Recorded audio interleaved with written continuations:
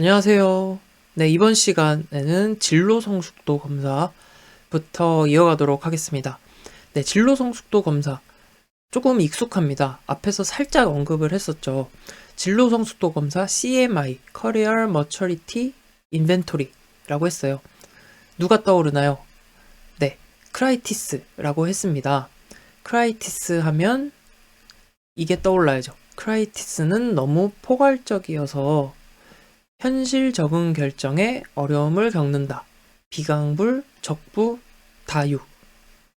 저 이렇게 얘기하는 동안 같이 따라 하신 거 맞죠? 네. 암기 하셔야 합니다. 크라이티스의 진로, 직업 문제, 유형 분류. 그리고 크라이티스는 포괄적 직업 상담이고요. 진로 성숙도 검사 CMI. 그리고 진로 성숙도 검사는 태도 척도와 능력 척도로 구분한다. 여기까지 진로 성숙도 검사에 대해서 정리를 했었어요. 네.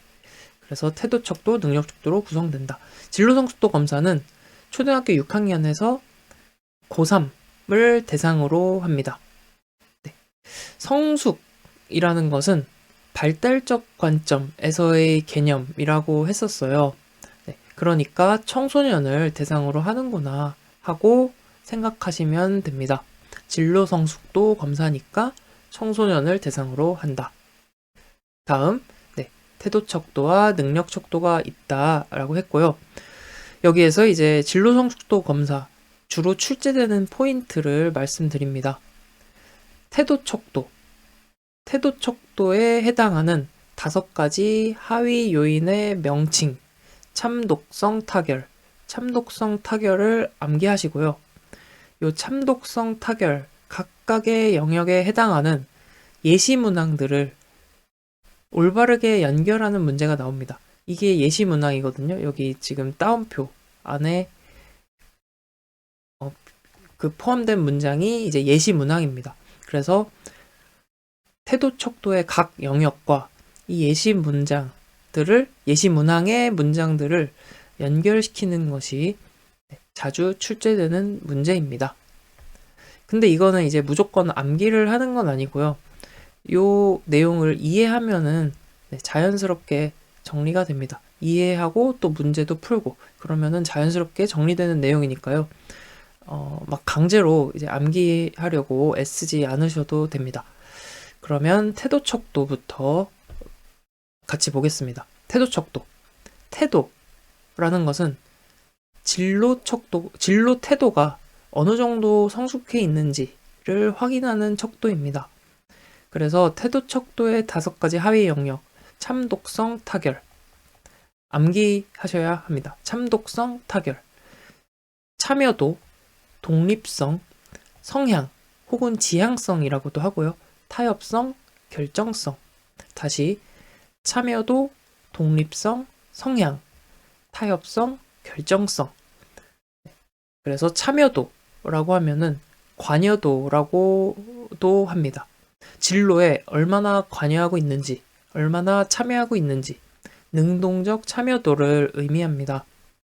예시 문항으로는 나는 졸업할 때까지 진로 선택에 신경 쓰지 않겠다. 진로 선택에 관여하지 않겠다라는 거잖아요. 그러니까 이것은 참여도, 관여도를 측정하는 문항입니다. 그래서 이 문항에서 신경 쓰지 않겠다. 예 쪽으로 높은 점수를 찍으면 진로 참여도가 낮다라는 의미가 되겠죠. 다음 독립성입니다. 독립성은 독립적으로 할 수 있는 정도, 진로와 관련된 결정을 독립적으로 할 수 있는지에 관한 요인입니다. 이것도 예시 문항을 잘 기억해 두세요. 나는 부모가 선택해준 직업을 선택하겠다. 그렇다에 가까울수록 의존적인 거죠. 아니다에 가까울수록 독립적인 겁니다. 그래서 이 문항은 독립성을 측정한다. 다음, 성향, 지향성입니다. 성향은 지향성이라고도 하는데 영어로 오리엔테이션이거든요.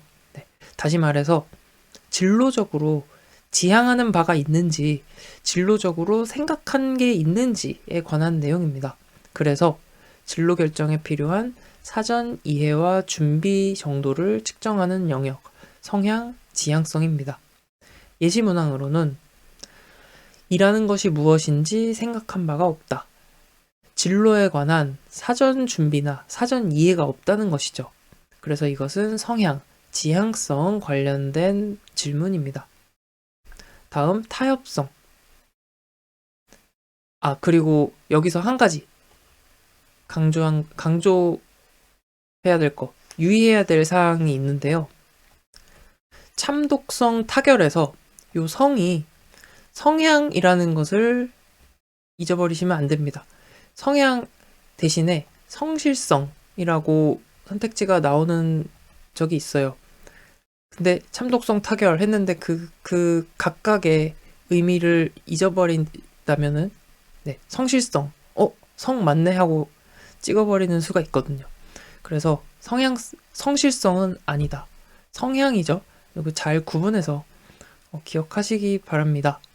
네, 그래서 주의하시라고 참독성 타결, 성실성 맞네 이렇게 넘어가면 안 된다고 특별히 제가 주의를 드리는 겁니다. 네, 다음 이제 타협성입니다. 타협성은 욕구와 현실의 타협. 내가 하고 싶은 거랑 실제 내 적성의 그 둘 사이의 차이를 말하는 거죠. 그 차이를 타협하는 것과 관련된 것이 타협성 영역이 되겠습니다.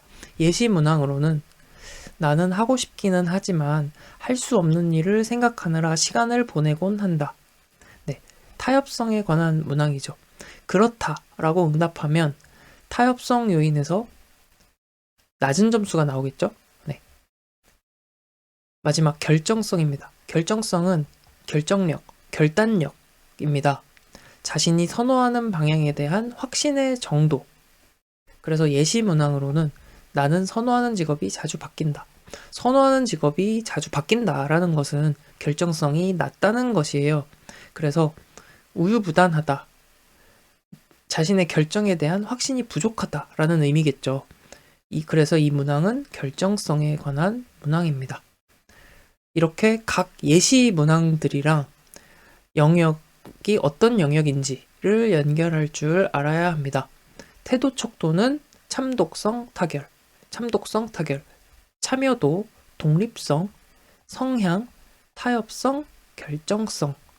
이렇게 암기까지 하면 끝. 다음 능력 척도입니다. 능력 척도도 5개 영역이 있다는 것을 기억해 두세요. 5개 하위 영역이 있다. 4개 아니고 5개다. 라는 것 기억해 주세요. 그래서 자직, 목계문. 이것도 첫 글자로 자직, 목계문인데, 암기를 하셔도 되는데, 암기하지 않으시더라도, 요거는 꼭 기억을 해 두세요. 여기 이제 문제 해결 능력 있죠. 능력 척도에 문제 해결 영역이 포함이 된다는 것 유의해서 기억을 해주시기 바랍니다. 네. 자, 능력 척도의 5개 영역을 쭉 보면은 직업 상담의 단계와도 같아요. 자, 자기 평가, 자기 이해와 연결되는 영역이고요. 직업 정보, 직업의 이해와 연결됩니다. 그리고 목표 설정, 계획, 문제 해결. 직업 상담의 단계를 떠올리셔서 연결시키면 됩니다.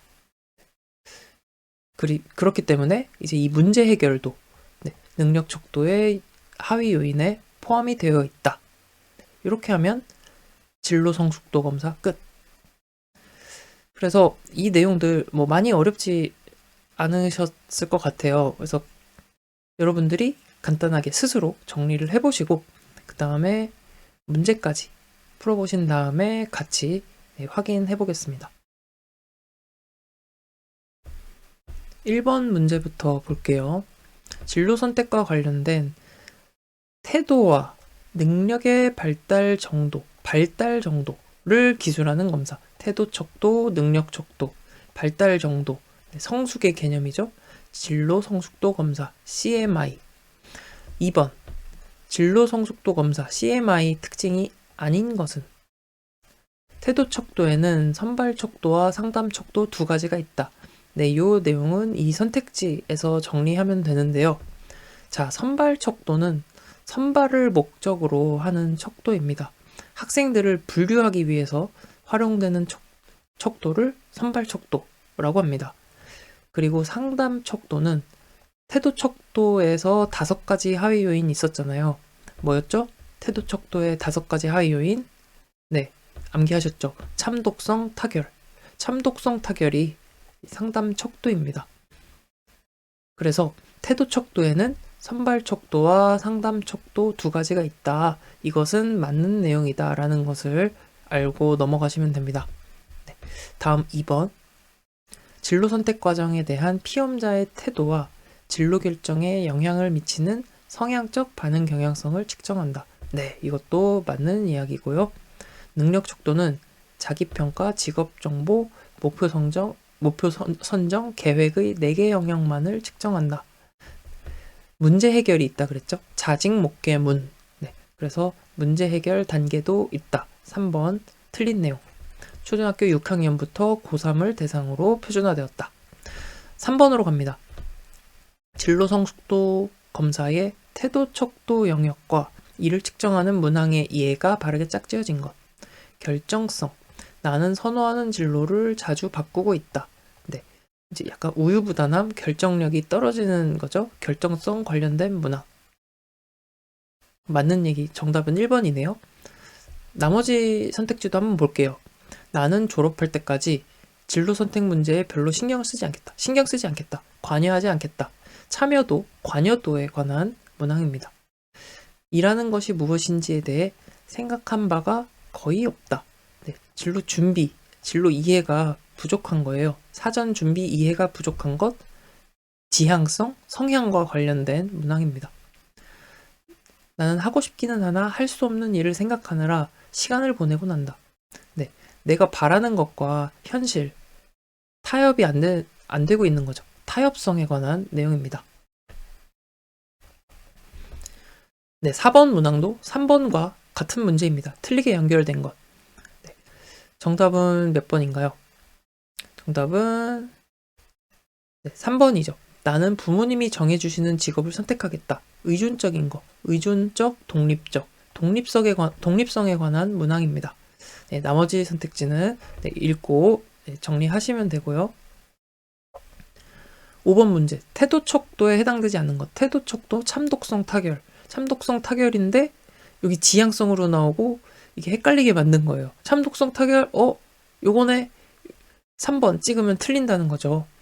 성향은 지향성 같은 거라고 했고요. 성실성 아니라고 했습니다. 6번. 개인의 진로 결정에 장애가 되는 요인을 파악하고 교육 및 진로 미결정의 선행 요인을 알아내기 위한 목적으로 쓰이는 도구는 진로 결정의 장애 요인 그리고 진로 미결정의 선행 요인을 알아보는 도구. 네. 관심의 초점이 뭐예요? 진로 결정, 미결정이잖아요. 진로 결정 척도에 대한 내용입니다. 네. 그래서 이것도 문제를 통해서 진로 결정 척도 도구에 대해서 정리하시면 되겠습니다. 진로 성숙도 검사 정리해봤습니다. 네, 이어서 성격 검사로 넘어왔습니다. 성격 검사를 정리할게요, 이제. 자, 가장 먼저 나오는 것 빅5 모델입니다. 성격 5요인 모델, 빅5 모델이라고 합니다. 성격에 관한 연구에서 가장 널리 활용되는 이론이 바로 빅5 모델인데요. 네. 그래서 심리학에서는 이제 별 4개, 별 4개, 별 5개만큼 중요하긴 한데, 이 직업상담사 시험에서는 별 개수가 지금 잘못 나왔어요. 별 1개 정도만 수정하시면 되겠습니다. 그래서 심리학에서는 중요한 성격 이론이지만 우리가 공부하는 이 시험에서는 그 정도로 자주 출제되는 내용은 아닙니다. 네, 우리는 여기서 이제 주요 출제 포인트 5개의 요인 명칭만 잘 기억하면은 대부분의 문제를 해결할 수 있습니다. 그래서 바로 암기해 볼게요. 성격 5요인 오션. 네, 오션으로 암기를 해도 되고요. 혹은 빅5 성격이 개성 외향적인 건 친정 쪽을 닮아서 그래. 빅5 성격이 개성 외향적인 건 친정 쪽 닮았어. 그래서 개 하면은 개방성, 경험에 대한 개방성을 말합니다. 성은 성실성, 외향은 외향성이고요. 친은 친화성, 정은 정서적 안정성. 네. 그래서 영어로 이제 openness to experience 해서 O고요. 개방성이요. C는 성실성은 conscientiousness 해서 C. extraversion 해서 외향성. agreeableness 친화성. neuroticism 해서 정서적 안정성. 네, 이렇게 오션으로 암기를 하셔도 되고 아니면 빅5 성격이 개성 외향적인 건 친정 쪽 닮았어. 네, 이렇게 암기하셔도 됩니다. 그래서 요 명칭만 암기를 하셔도 되는데요. 뭐 각 요인에 대해서 간단하게만 정리하고 넘어가겠습니다. 먼저 개방성, 경험에 대한 개방성입니다. 자, 주변 세계 및 다양한 경험에 대해서 추구를 하고요. 호기심 성향이 강한 것. 그래서 경험에 대해 개방적인 정도를 의미하는 요인입니다. 다음 성실성. 성실성은 규칙, 규범, 원칙을 지키려는 성향이고요. 외향성은 외향적인 성향이죠. 상호작용, 타인의 관심을 얻고자 하는 성향의 외향성이고요. 친화성은 호감성, 호의성이라고도 합니다. 친화적인 성향이죠. 네, 조화로운 대인관계를 중시하는 성향입니다. 정서적 안정성은 정서적 불안정성이라고도 하고 신경증적 성향이라고도 하고요. 부정적 정서성이라고도 합니다. 정서적으로 안정된 정도를 말합니다. 주변 세계를 위협적이지 않게 느끼는 정도, 정서적 안정성 요인입니다. 네, 그래서 다시 한번 암기. 빅5 성격이 개성 외향적인 건 친정 쪽을 닮았어. 그래서 개방성. 무슨 개방성이죠? 경험에 대한 개방성. 성은 성실성. 외향은 외향성. 친밀성, 친화성. 정서적 안정성. 네, 이렇게. 그래서 문제 바로 풀어볼게요. 네, 빅5 모델 요인이 아닌 것은 뭐죠? 네, 지배성이고요. 성격 오염에 해당하지 않는 건 뭐예요? 네, 정확성입니다. 빅5 이론. 네, 너무 싱겁게 끝났습니다. 네, 이어서 많은 분들에게 익숙한 성격 검사입니다. 융의 분석 심리학을 기초로 하는 MBTI 검사. 네, 융의 분석 심리학을 기초로 했다. 요거 기억을 해두시고요. 인간의 성격을 유형화했어요. 어떻게 했어요? 네, 이렇게 4가지 차원으로 성격을 유형화했다. MBTI 검사. 4개의 차원이 있는데 각 차원마다 서로 상반되는 2개의 유형이 있습니다. 그렇기 때문에 이렇게 각 차원마다 2개의 유형이 있기 때문에 전체 결과 유형의 수는 몇 개일까요? 네, 2개의 유형, 2개의 유형, 2개, 2개. 경우의 수는 다 곱하면은 2를 4번 곱하니까 총 16가지 유형이 나오죠. 그래서 총 16개 유형으로 구분하는 검사, MBTI 검사. 네. 그래서 요거를 이제 다른 표현으로 얘기를 해보면 인간의 성격을 4개의 양극 차원으로 분류한다 라고 할 수 있습니다. 다시 인간의 성격을 4개의 양극 차원으로 분류한다. 양극 차원이라는 것은 이렇게 서로 상반되는 유형이라는 뜻입니다. 그래서 MBTI도 출제가 많이 되지는 않았어요. 네. 그래서 4개의 각 차원의 명칭이랑 의미 정도를 정리하시면 되겠습니다. 자, MBTI에서 가정을 하고 있는 성격의 의미는 선천적인 경향성이에요. 우리의 선천적인 행동 경향성을 의미합니다. 다시 말해서 선천적인 경향을 측정하는 것이 MBTI 검사예요. 우리가 자연스럽게 편하게 느끼는 것을 통해서 이런 선천적 경향성을 측정할 수 있다라고 이야기를 하기 때문에 MBTI 검사 문항들은 자연스럽게 편하게 느끼는 것을 고르되 오래 생각하지 말고 응답하라고 이제 권하고 있습니다. 그래서 4가지 차원에 대해서 같이 정리해 볼게요. 먼저 에너지의 방향에 따라서 내향형, 외향형으로 구분합니다. 조용하고 활발하고 이렇게 구분하는 게 아니고요. 에너지의 방향에 따라서 구분을 하는 거예요.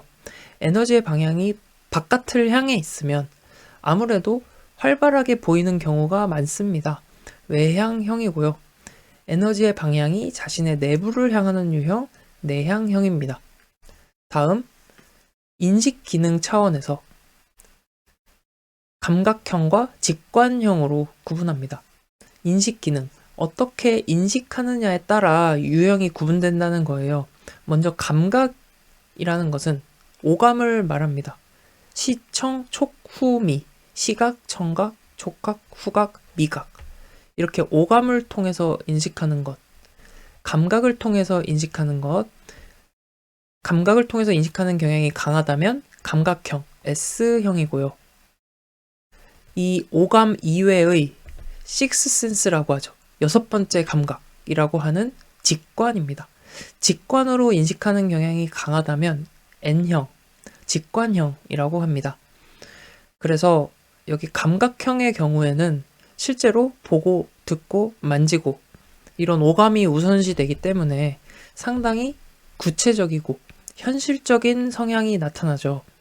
반면에 직관형은 이 오감을 벗어난 직관을 더 우선시한다고 했어요. 그렇기 때문에 아무래도 좀 더 추상적이고 모호하고 감각형에 비해서는 구체적이지 않은 성향입니다. 인식 기능에 따른 구분이었고요. 다음 판단 기능에 따라서 어떻게 판단하느냐에 따라서 사고형과 감정형으로 구분합니다. 사고형은 사고를 통해서 판단하는 경향이 강합니다. 요즘 그런 말 많이 쓰죠. 너 T야? 이런 말 밈으로 많이 쓰이죠. 네, 이 T가 바로 그 T입니다. 논리, 이성을 통해 판단하는 경향이 강한 유형. 반면에 감정형, F죠. 감정형은 느낌, 감정을 통해서 판단하는 경향이 강한 유형입니다. 여기서 판단한다 라는 의미는 정보를 평가한다 라는 의미입니다. 다시 판단한다 라는 의미는 정보를 평가한다 라는 의미와 동일하다 라는 것을 정리해 두시기 바랍니다. 마지막으로 마지막 차원, 생활 양식, 행동 양식 차원입니다. 네, 생활 양식 차원은 인식형과 판단형으로 구분이 됩니다. P형 인식형이고 J형 판단형인데요. 네, 둘 중에서 어떤 생활 양식, 어떤 행동 양식이 더 강한지, 어떤 행동 양식을 더 편하게 여기는지를 구분하는 차원이에요. 자, 판단형. 먼저 무언가가 구조화되어 있어야 돼요. J형. 잘 짜여져 있어야 되는 유형입니다.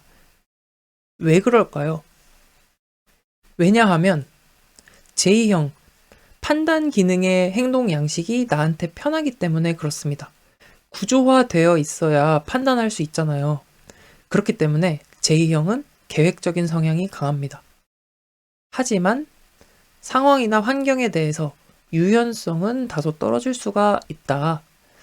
반면에 인식형, P형의 경우에는 인식의 행동 양식이 더 강하잖아요. 그러니까 판단을 유보합니다. 그래서 상황이나 환경의 변화에 더 유연합니다.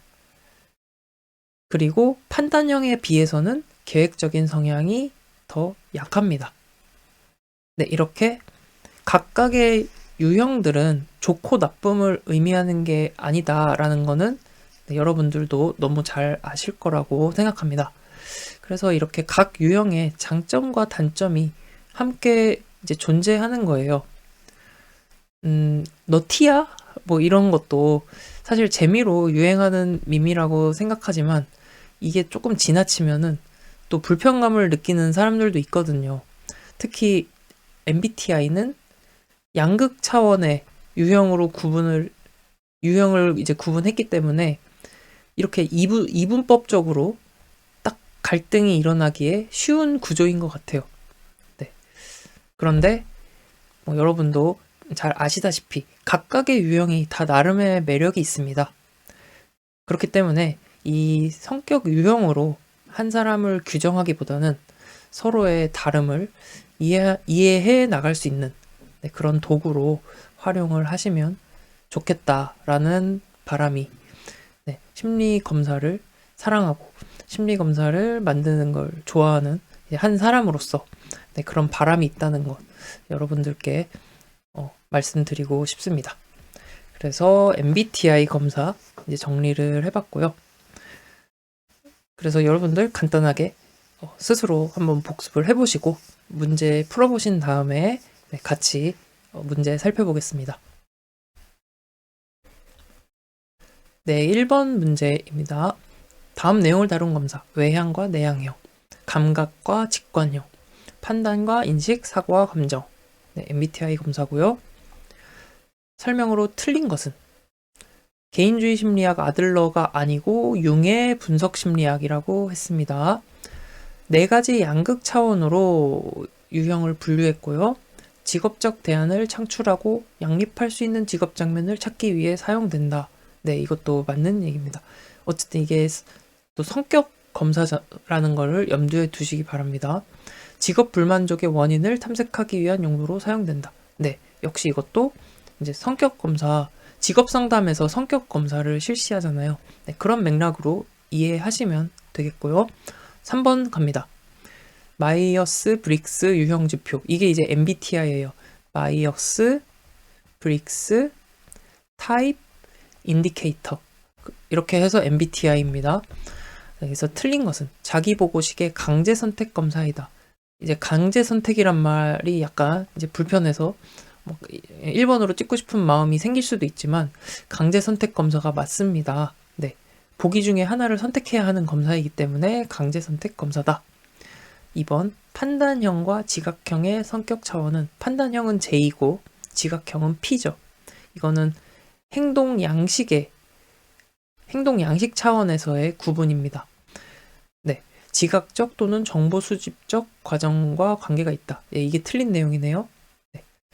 판단의 성향, 지각의 성향 중 어느 것이 강한 성향인지 행동 양식 차원이라고 했습니다. 다음 외향형과 내향형은 세상에 대한 일반적인 태도와 관련이 있다. 네, 에너지의 방향. 네, 에너지의 방향이고 세상에 대한 일반적인 태도와 관계가 있다. 내담자가 선호하는 작업 역할, 기능, 환경을 찾아내는 데 유용하다. 네, 이것도 직업 상담에서의 성격 검사의 역할을 연결해서 이해하시면 되겠습니다. 4번. MBTI의 4가지 차원 중에서 정보를 평가하는 방식과 가장 관련이 깊은 것. 정보를 평가하는 방식. 정보를 평가한다는 것은 판단한다 라는 의미라고 했죠. 판단 기능. 무엇으로 판단해요? 사고로 판단하는지, 감정으로 판단하는지. 정답 3번. 이렇게 MBTI 간단하게 정리해봤습니다. 네, 이어서 MMPI 검사입니다. MMPI는 아주 간단하게만 살펴볼게요. 자, MMPI 검사는 미네소타 다면적 인성 검사인데요. 우리가 심리상담센터나 정신건강의학과 병원에 가면 거의 필수적으로 하는 검사라고 할 수 있어요. 객관식 문항 567문항인가 뭐 그 정도 되는데요. 2분형 문항으로 되어 있습니다. 둘 중에 하나를 고르도록 하는 유형이고요. 보통 40분에서 1시간 정도 소요되는 검사입니다. 그래서 상담센터나 병원에서 주로 쓰는 검사라고 했잖아요. 네, 정신건강 측정 및 진단의 목적으로 주로 활용이 됩니다.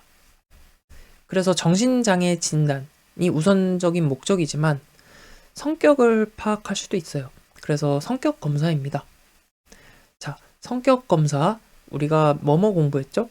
MMPI, MBTI, 빅5 공부했고요. 네, 기억을 해두셔야 합니다. 그리고 다시 MMPI로 돌아와서 경험적인 방식으로 제작되었습니다. 우리가 구성타당도, 요인 분석 공부할 때 검사를 개발할 때 보통 요인 분석을 많이 활용한다라고 했었어요. 네. 이렇게 검사를 개발하는 방식은 이제 이론적 개념을 기반으로 해서 이제 개발을 하는 거예요. 이게 보통의 방식인데 MMPI의 경우에는 대부분의 문항이 경험적인 방식으로 제작되었다. 요게 특이점입니다. 사람들한테 문항에 답하도록 하고 나서 그 응답한 결과를 보니까 이거 우울증인 사람들 대부분은 이 문항을 아니라고 응답을 했네. 그러면은 이 문항은 이제 우울증을 변별해낼 수 있는 중요 문항이 되는 거예요. 어떠한 이론적 근거를 가지고 이 문항, 우울증 문항이 만들어진 게 아니라 경험적으로 실제 사람들이 응답한 결과를 기반으로 토대로 해서 만들어진 것입니다. 이게 경험적 방식으로 제작되었다라는 말의 의미가 되겠습니다. 그리고 자기보고식 검사고요. 네, 예, 아니오의 이분형 문항, 객관식 문항으로 구성이 되어 있다.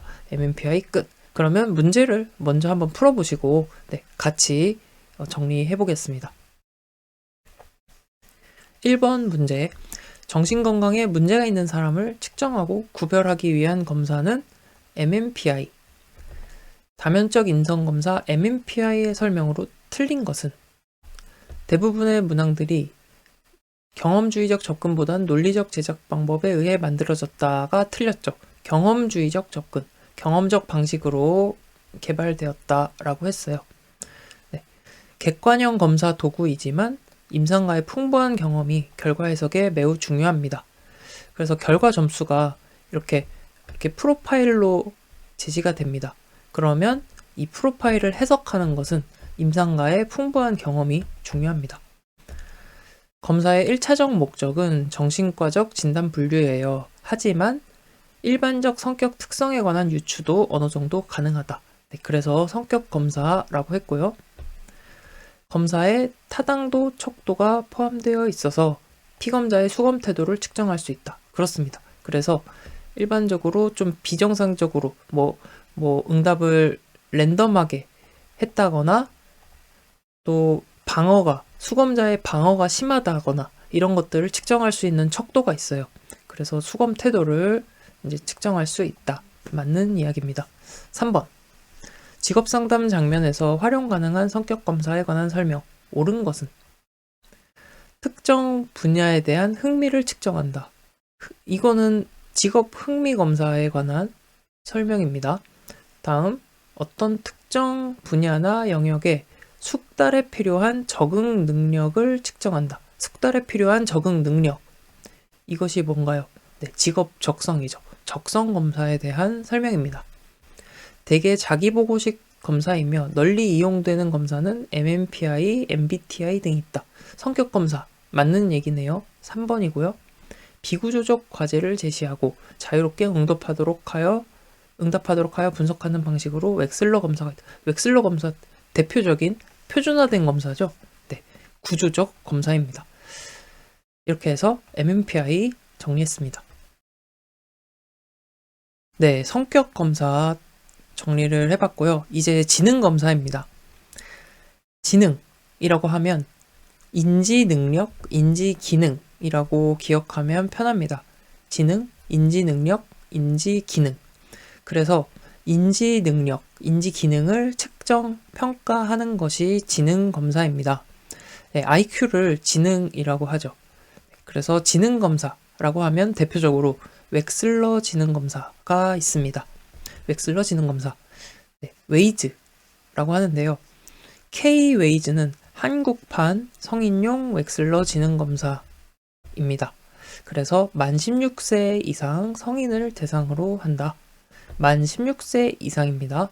네, 그리고 이제 아동이나 청소년을 대상으로 하는 검사는 유아, 아동, 청소년을 대상으로 하는 검사는 따로 있습니다. 뭐 윕시, 위스크라고 검사가 따로 있고요. 그래서 다시 정리하면 웩슬러 지능 검사는 만 16세 이상 성인을 대상으로 하는 검사이다. K-웨이즈의 경우에는 네 번째 판까지 나왔어요. K-웨이즈 4. 그래서 K-웨이즈 3에서 4로 바뀔 때 점수 체계가 완전히 달라졌어요. 이 K-웨이즈 4가 도입된 지는 꽤 오래됐는데 직업상담사 2급 시험에서는 2021년도부터 처음 출제가 되기 시작했어요. 그래서 제 생각에는 앞으로는 이제 계속 K-웨이즈 4 중심으로 출제되는 게 맞지 않나 싶은데, 그런데 또 이전 버전의 문제도 또 나올 수 있는 일이잖아요. 네. 이게 기출 문제에서 많이 출제가 되다 보니까, 그래서 이전 버전이랑 네 번째 K-웨이즈 4 버전을 이제 모두 정리를 해보겠습니다. 네. 그래도 이제 내용이 막 많지는 않아요. 네. 여러분들 학습 부담이 너무 크지 않도록 출제된 내용 중심으로 해서 필요하다고 여겨지는 부분을 중심으로 해서 최대한 간략하게 한번 정리해 보겠습니다. 자, 먼저 K-웨이즈 먼저 볼게요. 이게 이제 K-웨이즈 3까지의 그 내용입니다. K-웨이즈는 두 가지 영역으로 구분이 됩니다. 언어성 검사와 동작성 검사. 아주 중요한 내용입니다. K-웨이즈는 언어성, 동작성 검사로 구분된다. 그리고 총 11개의 소검사로 구성되어 있다. 먼저 언어성 검사입니다. 언어성 검사는 우리가 학습할 수 있는 지능이에요. 네, 학습할 수 있는 지능이라고 보면 됩니다. 언어성 지능. 후천적으로 발달 가능한 영역을 측정하는 검사다. 그래서 네, 지식 같은 거, 우리가 학습 가능한 거잖아요. 그래서 지식, 경험 등을 조직화하는 지능, 언어성 지능. 학습과 연관되기 때문에 이제 교육 수준에 따라 달라질 수 있는 지능입니다. 그래서 이제 언어성 지능은 후천적으로 획득 가능한, 학습 가능한 지능이라면, 동작성 지능은 언어성 지능에 비해서 선천적인 영역에 해당이 됩니다. 여기에 소검사들을 서로 비교해 보시면 감이 오실 것 같아요. 먼저 언어성 검사의 소검사들 한번 보세요. 학습으로 발달시킬 수 있는 것들이에요. 지식, 어휘, 산수 이런 것들. 그리고 이해 공통성 검사가 있는데, 이해 공통성 검사는 이제 지식이나 경험을 조직화하는 것과 관련이 되는데요. 이해 검사는 뭐냐면 검사자가 수검자한테 어떤 상황이나 문제를 제시를 하면 수검자가 이 상황을 제대로 이해하고 있는지를 측정하는 게 이해 검사입니다. 공통성 검사는 검사자가 어휘들을 제시하면 수검자가 그 어휘들 간의 공통점을 말하는 검사예요. 그래서 다시 강조를 하면은 언어성 검사는 언어성 지능을 측정한다. 근데 이 언어성 지능이란 학습을 통해서 발달시킬 수 있는 영역이다. 반면에 동작성 검사 한번 보세요. 바꿔쓰기. 바꿔쓰기라는 것은 여기다 한번 적어볼까요? 바꿔쓰기라는 것은 이렇게 기호가 안내가 돼 있어요. 1번은 기역, 2번은 니은, 3번은 디귿, 4번은 리을 이렇게 안내가 돼 있고, 여기에 검사지에 이렇게 표시가 돼 있어요.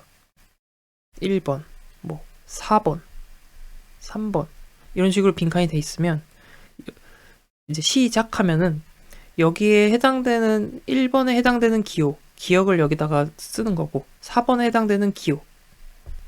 네, 이렇게 빠르게 작성을 하는 것이 이제 바꿔쓰기 검사입니다. 순발력, 운동 반응을 측정하는 검사죠. 그렇기 때문에 언어성 검사에 비해서 선천적인 기능을 측정한다라고 볼 수 있습니다. 빠진 곳 찾기. 네, 마찬가지로 이것도 선천적인 영역과 더 관련이 되고요. 차례 맞추기. 그림을 보고 차례를 맞추는 거예요. 토막 짜기. 나무 토막 가지고서 보여주는 그림이랑 똑같이 만드는 겁니다. 토막 짜기. 모양 맞추기도 조각들을 가지고 문제로 제시된 모양을 만드는 것. 모양 맞추기. 네, 그래서 이렇게 학습보다는 선천적인 영향이 더 큰 영역. 네, 이게 동작성 지능이고요. 그래서 이 검사들이 동작성 검사에 해당되는 소검사들입니다. 이제 여러분들이 시험 문제를 만나면 문제에서는 소검사 이름들이 선택지로 제시가 될 거예요. 그러면 이 소검사가 언어성 검사인지 동작성 검사인지 구분할 수 있으면 됩니다. 소검사 이름을 보고 그 소검사가 언어성인지 동작성인지. 이 소검사 이름을 보고 검사 내용이 어떤 건지 대략 알고 있으면 이 구분하는 것은 어렵지 않습니다. 네. 특히 여기 바꿔쓰기. 네, 바꿔쓰기 이거는 이제 굵은 글씨로 이제 해두었어야 했는데요. 바꿔쓰기는 특별히 좀 기억을 해두세요. 바꿔쓰기는 아까 말씀드린 것처럼 이렇게 빠르게 번호에 해당하는 기호를 써 넣는 건데요. 순발력, 운동 반응을 측정하는 거잖아요. 그래서 동작성 검사에 해당이 된다. 꼭 기억을 해두시기 바랍니다. 그리고 넘어가서 웩슬러 지능 검사는 대표적인 표준화된 검사입니다. 표준화된 검사 하면 웩슬러 지능 검사가 가장 먼저 이제 생각이 나야 합니다. 앞에서도 여러 번 이제 강조를 했던 것 같아요. 그래서 웩슬러 지능 검사는 그 표준화된 검사라는 의미는 이제 신뢰도, 타당도가 높다라는 의미죠. 그리고 웩슬러 지능 검사는 조합 점수를 사용하는데 조합 점수 평균 100이고 표준 편차가 15인 15로 표준화한 조합 점수를 사용한다. 이것도 이제 앞에서 우리가 정리를 했던 내용입니다. 네. 평균 100, 표준 편차 15. 자, 그럼 이제 K-Ways4로 가볼게요. K-Ways4 마찬가지. 이전 버전들과 마찬가지로 만 16세 이상 성인을 대상으로 한다. Ways4에서는 언지작처를 암기해주세요. 언지작처. 언지작처. 언어이해, 지각추론, 작업기억, 처리속도. 언지작처. 이 네 가지 영역으로 구성된다. 지금 같이 암기를 해주세요. 언지작처, 언어이해, 지각추론, 작업기억, 처리속도. 언지작처. 네. K-Ways4 말고 그 이전 버전은 언어성, 동작성 지능으로 구분을 했고 K-Ways4에서는 언지작처로 구분을 했다. 그래서 언어이해, 지각추론, 작업기억, 처리속도 이 4개의 영역의 점수를 조합해서 조합 점수를 만드는 것이 K-Ways4입니다. 언지작처. 각 소검사의 내용은 이전 버전과 거의 비슷해요. 자, 언어 이해 영역부터 보겠습니다. 언어 이해 영역은 언어성 검사들이 포함되어 있어요. 공통성, 어휘, 상식, 이해 소검사. 네, 이해 소검사는 필수로 실시하는 검사는 아니고 보충 소검사로 실시할 수 있습니다. 다음 지각추론. 지각추론은 공간 지각, 형태 지각을 떠올려 보세요. 토막짜기, 행렬 추론. 이 두 검사는 그림을 보고 이제 추론하는 거예요. 네. 그래서 그림을 보고 이제 행렬을 추론하는 거고요. 퍼즐 무게 비교. 마찬가지. 그림을 보고 이제 무게를 비교하는 겁니다.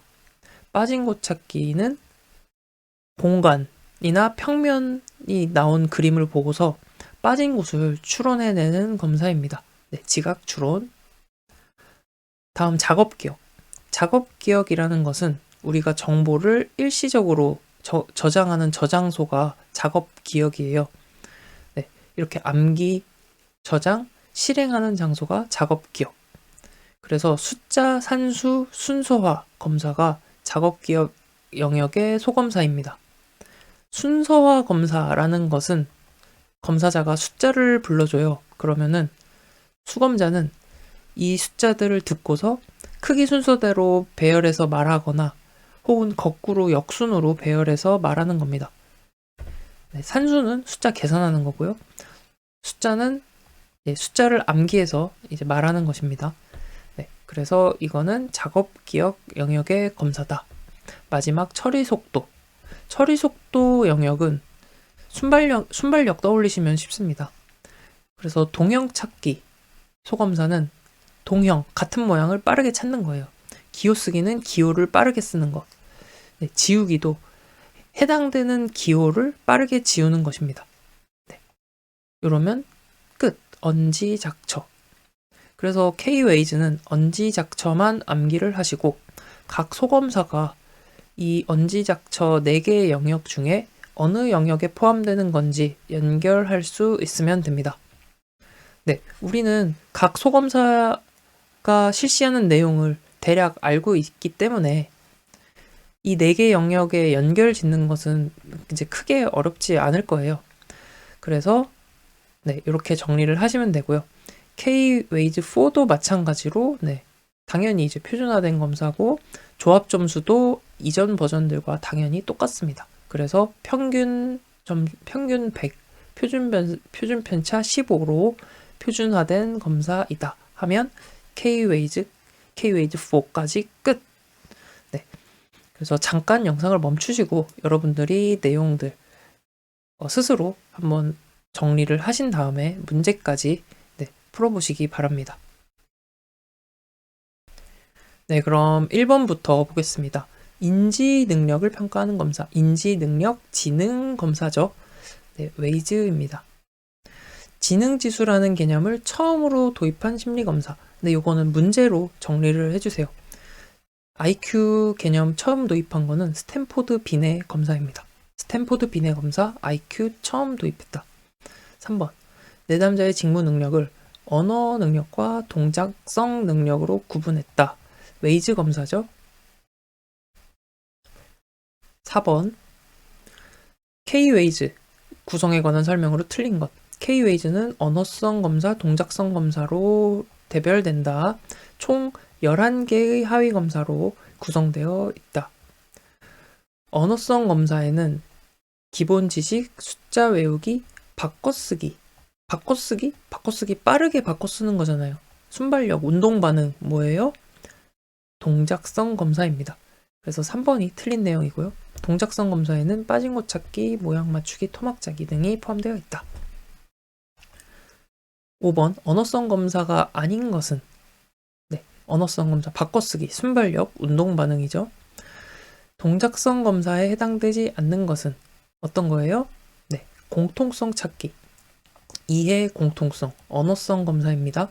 7번 소검사 중에서 피검자의 상태에 따라 변동 손상되기 가장 쉬운 것은 자, 상식, 산수, 공통성, 숫자 외우기. 네, 여기서는 자, 변동 손상되기 가장 쉬운 것 숫자 외우기예요. 숫자 외우기는 그때그때 컨디션의 영향을 가장 많이 받는 이제 소검사가 되겠습니다. 이 4개 중에서는 숫자 외우기가 가장 영향을 많이 받는 검사입니다. 떠올려 보시면, 이제 생각해 보시면 알 수 있겠죠. 컨디션에 따라 영향을 받는다. 8번.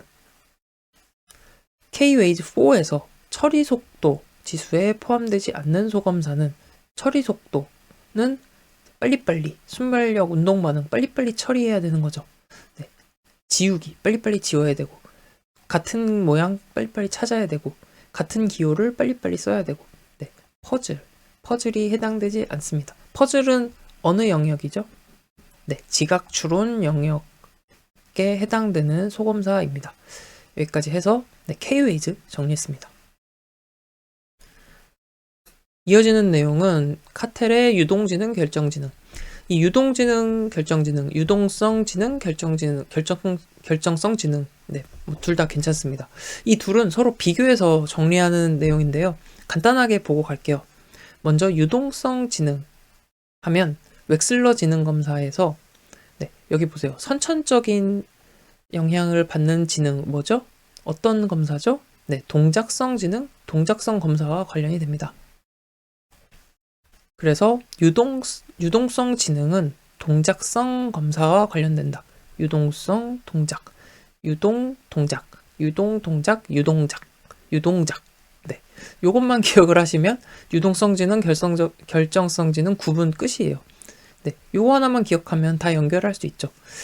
유동성 지능이 동작성 검사와 관련되니까 결정성 지능은 뭐랑 관련돼요? 네, 언어성 검사와 관련됩니다.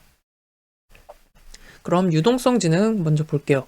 유동, 동작, 유동, 동작, 유동작. 선천적, 유전적 지능입니다. 동작성 지능이니까 순발력 떠올리시면 네, 선천적 지능이고요. 순발력, 운동 반응, 선천적인 거니까 환경과는 무관하게 나타납니다. 그래서 신체적 발달, 뇌신경 발달에 비례하는 지능, 유동성 지능입니다. 그리고 운동 반응, 순발력이니까 성인기 이후 쇠퇴합니다. 네. 그래서 나이를 먹을수록 반응 속도, 순발력이 떨어지잖아요. 네. 이런 걸 생각하시면 됩니다. 빠진 곳 찾기, 처리 속도 검사와 관련되는 지능이다. 다음, 결정성 지능, 유동성 지능의 반대 개념이죠. 언어성 검사와 관련이 있다라고 했어요. 그래서 웩슬러 지능 검사의 언어성 검사와 마찬가지로 후천적으로 발달 가능한 지능입니다. 교육, 환경, 문화적 영향에 따라 발달 가능한 후천적 지능. 그래서 일생에 걸쳐서 이제 발달할 수 있는 지능입니다. 그래서 상식, 이해, 어휘 이해력, 추상적 능력 등과 관련되는 지능이다. 성인기 이후에도 계속 발달될 수 있다. 네. 유동지능, 결정지능 정리했습니다. 여러분들 간단하게 이제 정리 다시 한번 해보시고요. 문제까지 풀어보시기 바랍니다.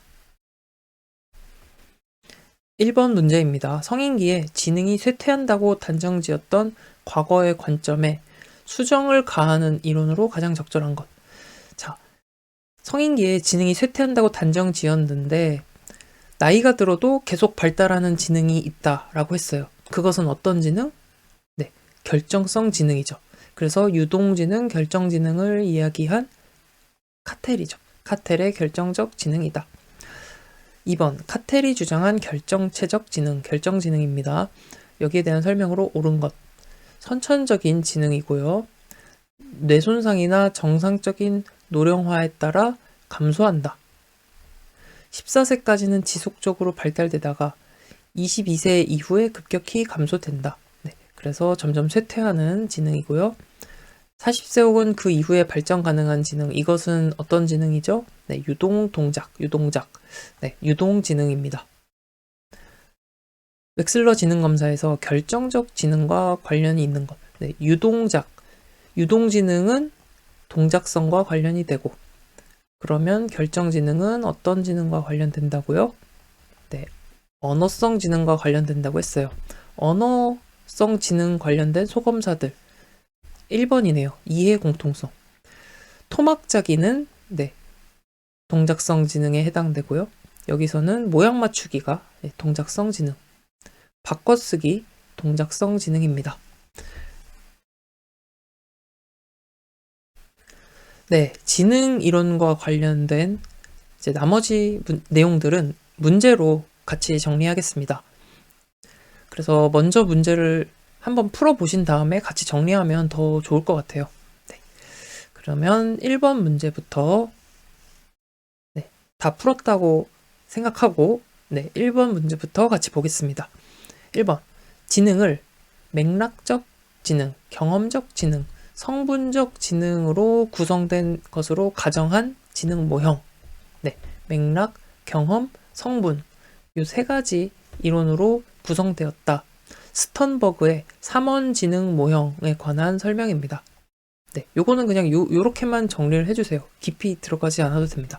맥락, 경험, 성분적 지능 이론, 3원 지능 모형, 스턴버그. 2번, 정서지능에 포함되지 않는 것은.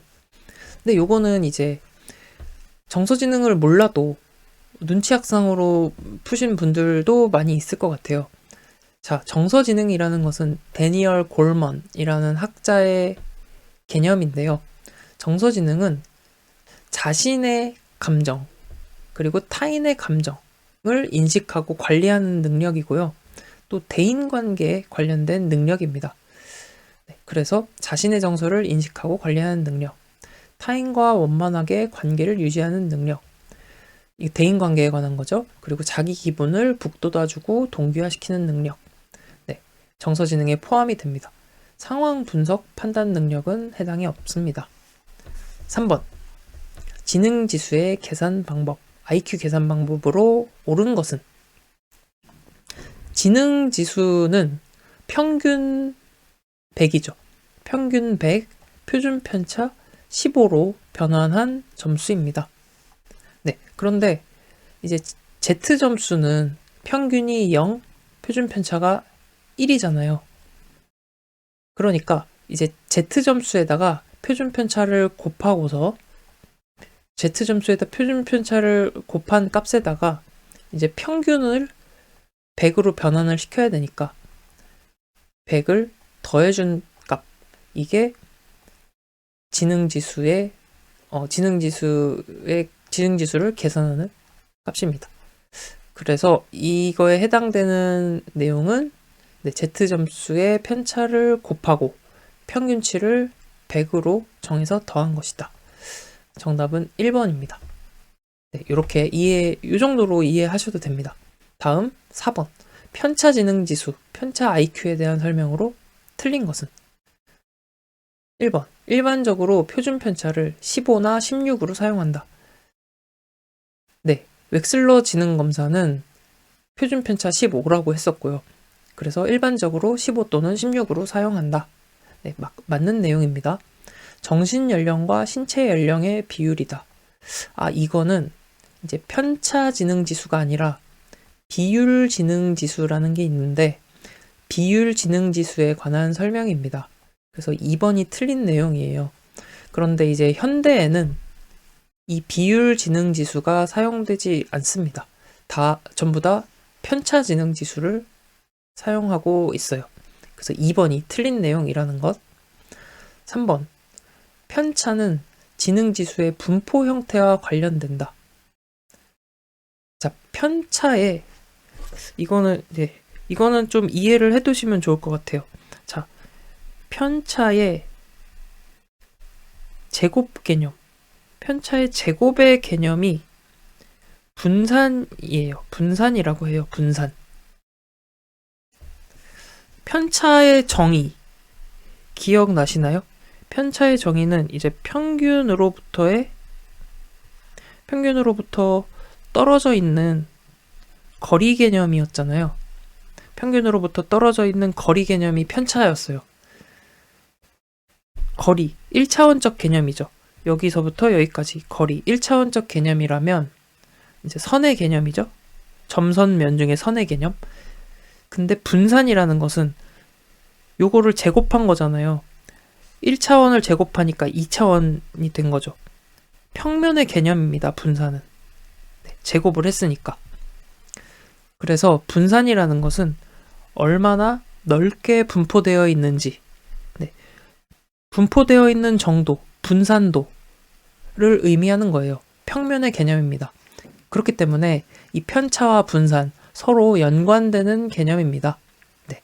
다시 정리하면 편차의 제곱 개념이 분산, 즉 분포 형태이다. 그래서 3번은 맞는 얘기입니다. 다음 4번. 집단용 지능 검사에 사용된다. 네. 이것도 이제 기준이 있으니까 가능합니다. 집단을 이용해서 기준을 만들었어요. 보통 지능 검사는 1대1로 실시하는데 이제 집단으로 실시하기도 하잖아요. 저 학창 시절에는 학교에서 집단으로 이제 지필 검사 방식으로 지능 검사를 하기도 했었어요. 네, 이렇게 집단으로 실시하는 지능 검사에도 사용이 될 수가 있다. 그래서 정답은 2번이다. 문제를 통해서 이렇게 정리하시면 되는 내용이었습니다. 여기까지 해서 지능이론 정리를 마쳤습니다. 오늘은 이제 여기까지 할 거예요. 네, 이렇게 오늘도 이번 영상에서도 같이 공부할 수 있어서 정말 감사드립니다.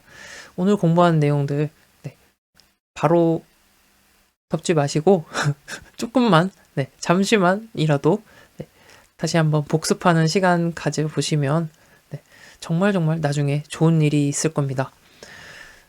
오늘도 힘드실 텐데 정말 고생 많으셨고요. 다음 영상으로 또 다시 돌아오겠습니다.